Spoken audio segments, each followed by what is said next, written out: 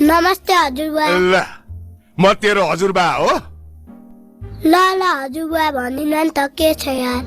के यार फेरि भन् त।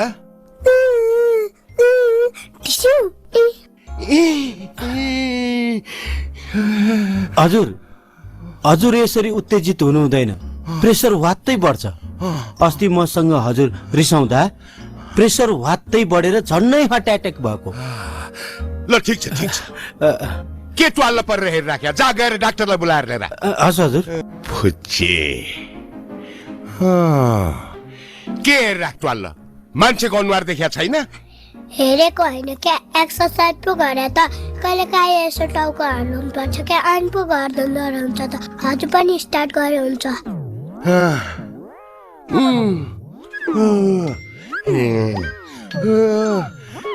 यो के गरे मैले? तैँले भनेर मैले टाउको हल्लाउने? हल्लाउँदिन म। हजुर त कति रिसाउनुहुन्छ क्या, धेरै नरिसाउनु न। प्रेसर भ्यात्त बढ्छ, प्रेसर भ्यात्त बढ्यो भने त हार्ट एट्याक पो हुन्छ त। हार्ट एट्याक भयो भने त सिधै माथि गइन्छ, माथि।